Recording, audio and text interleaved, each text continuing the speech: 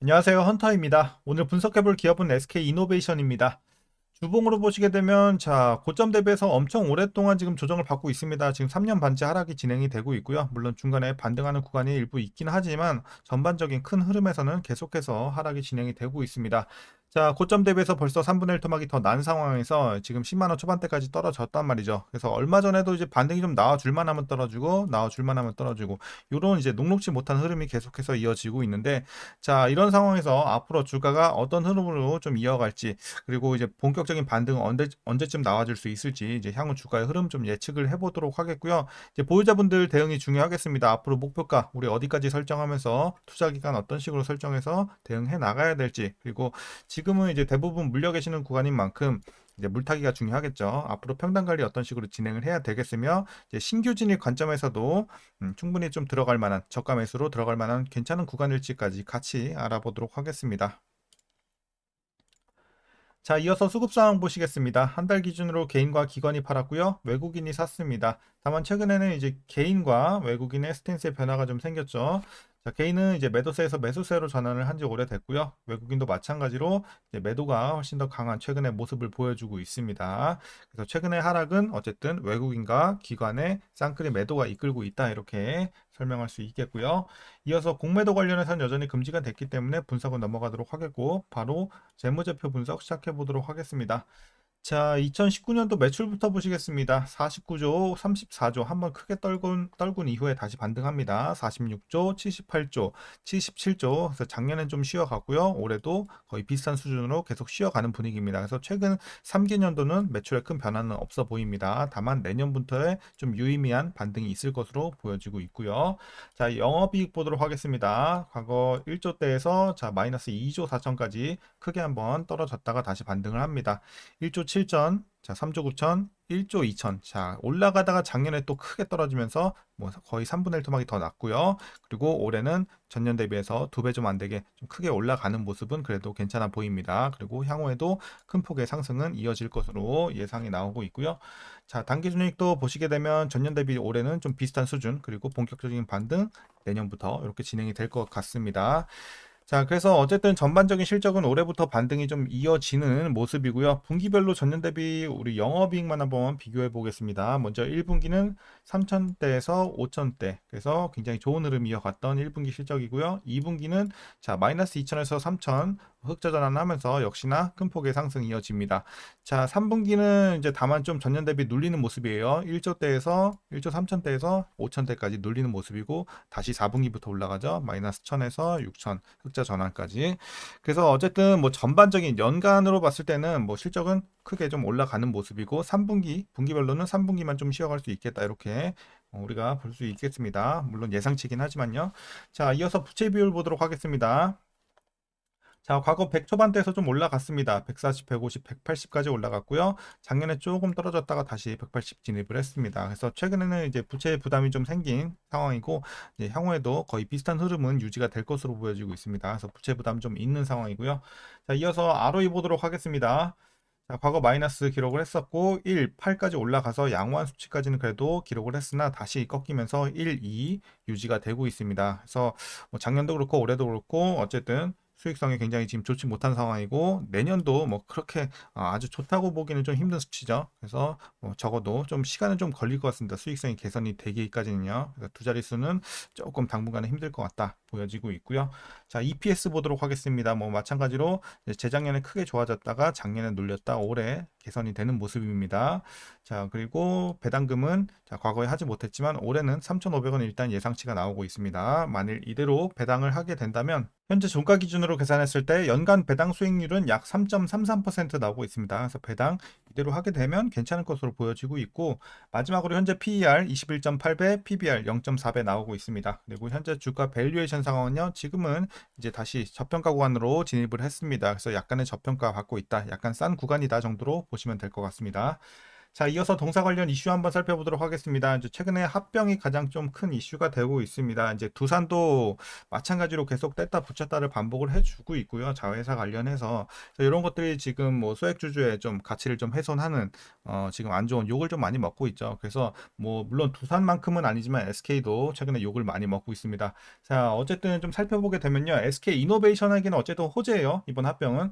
자, 재료적으로만 보면 호재고 이번 합병 비율은 이제 주식 기준 1대 1.2로 발표가 됐습니다. 그리고 주식 수를 감안한 시총 기준으로는 1대 0.6으로 발표가 됐고요. 시장 우려와 이제 비교했을 때는 비교적 합리적으로 이제 좀 보고는 있는 입장입니다. 시장에서. 자, 그리고 통합 이노베 이제 SK 이노베이션은 정유, 석유 화학뿐만 아니라 이제 LNG, 도시가스, 배터리, 수소 등의 사업군을 보유하게 될 것으로 보여집니다. 이제 합병이 되면요. 자, 그리고 ESS와 SMR 이런 미래 에너지 사업에도 적극적으로 좀 뛰어들 계획을 가지고 있고요.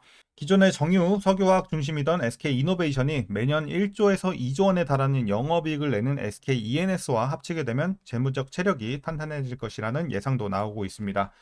그리고 SK그룹이 SK이노베이션과 SKENS 합병과 더불어서 이제 SK온, SK트레이딩 인터내셔널, SK엔텀 이 3사의 합병 또한 이제 결정을 했는데요.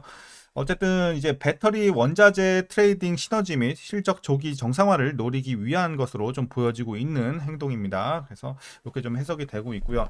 자, 이번 어쨌든 합병 계획 발표로 주요 자회사인 SK온의 가치 정상화가 이루어질 것으로 보여지고 있습니다.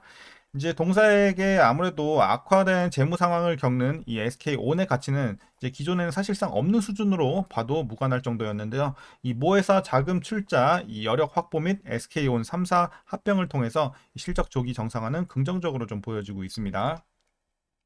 자, 그리고 이번 합병 후에 SK이노베이션의 시가총액은 전날 기준 11조 5천억 원에서 17조 대까지 이제 확대가 되면서 코스피 22위까지 상승 가능할 것으로 보여지고 있고 국내외 기관들의 비중 유지를 위한 매수세도 기대가 되고 있습니다. 그래서 좀 지켜봐야 될 것 같고요. 이제 마지막 이슈입니다. 다만 SK온의 전방 고객사 수요 부진과 신규 공장 가동 지연 등에 따른 이런 고정비 부담 증가 그리고 AMPC 리스크 등에 따른 실적 추정치 하향은 여전히 주가 상방을 좀 제한할 요소가 될 것으로 전망이 되고 있습니다.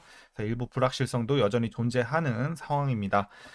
자, 이제 최근에 이슈는 이렇게 좀 정리하겠습니다. 이제 어쨌든 뭐 합병이 좋은 재료인 건 맞으나 어쨌든 사실 욕 먹을 만한 짓을 한 건 맞고 여기에 따른 또 투심이 좀 살아날지도 의문인 상황입니다. 그리고 이제 최근에 이런 불확실성도 이미 2차전지 업황 전반적으로 좀 펼쳐져 있는 상황이기도 하고요.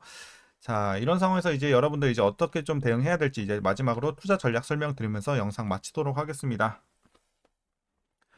자, 먼저 신규 진입 관점에서는 일단 가격만 보면 긍정적으로 보고 있습니다. 다만 이제 개인적인 입장에서는 이왕 볼 거면은 SK 이노베이션 말고 다른 2차전지 종목을 보는 게 맞지 않을까 생각을 하고 있습니다.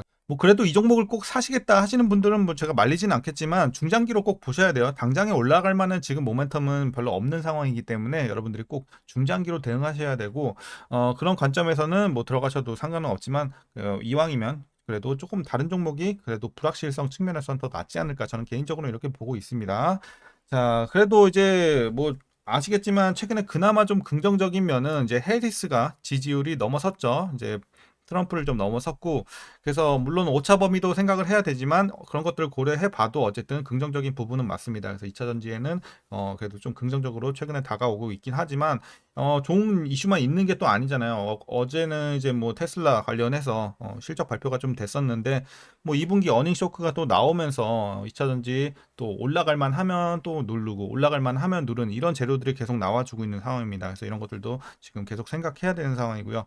자, 어쨌든 해서 당장에 올라갈 만한 모멘텀이 크지 않은 상황이기 때문에 당분간은 어쨌든 바닥권에서 횡보할 가능성이 좀 높다. 저는 개인적으로 이렇게 판단을 하고 있기 때문에 뭐 다른 2차 전지도 비슷한 상황이긴 해요. 그래서 조금 긴 관점으로 봐야 된다. 지금 당장에 올라가기 힘들다. 이렇게 좀 말씀드리겠습니다.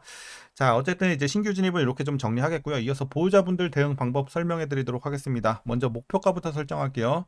자, 목표가 지금은 일단 뭐 이슈가 좋은 재료가 많지 않기 때문에 많이는 못 드리고 자, 저는 15만 원 보고 있습니다. 자, 목표가 일단 15만 원까지 드리도록 하겠고요. 물론 이제 하반기 뭐 금리 인하에 대한 기대감, 뭐 신차 출시, 뭐 이런 것도 일부 이제 잠재 모멘텀도 있죠. 존재하고 아까 말씀드린 이제 해리스 이제 지지율 상승 이런 부분. 어쨌든 이런 것들이 계속해서 좀 지속이 되면은 우리가 하반기 내년 가서는 목표 주가도 올려 잡을 수 있는 기회가 오지 않을까 생각하지만 지금 당장에는 15만 원까지 보는 게 맞겠다. 해서 좀 말씀드리도록 하겠고요. 목표가. 어쨌든 중장기로 대응해 나가셔라. 이렇게 좀 전략 설명해 드리도록 하겠고요. 이제 마지막으로 위에서 물려 계신 분들 대응 방법입니다. 자, 일단 주봉상으로 좀 볼게요. 자, 고점에서 물린 분들도 꽤 많겠죠. 장기 투자하신 분들. 근데 어쨌든 자, 제가 아까 15만 원 드렸어요. 여기 15만 원이고 제가 라인을 좀 더 드리도록 할게요. 12만 원.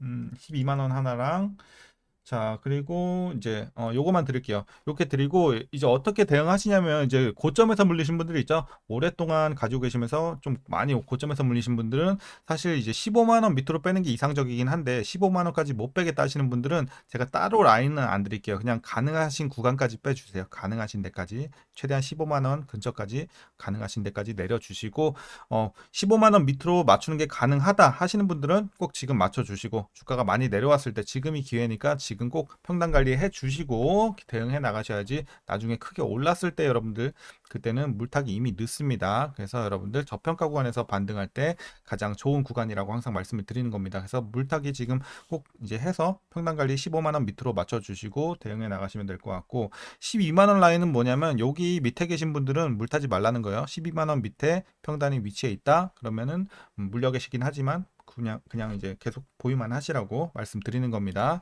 어차피 여기서 물 타봐야 평단 관리 안 되죠. 그냥 비중만 커질 뿐입니다. 자, 이렇게 좀 오늘 전략 말씀드리도록 하겠습니다. 자, 오늘 영상도 유익하셨다면 구독과 좋아요도 한 번씩 부탁드리도록 하겠고요. 오늘 장도 수고들 많으셨고 시청해 주셔서 고맙습니다.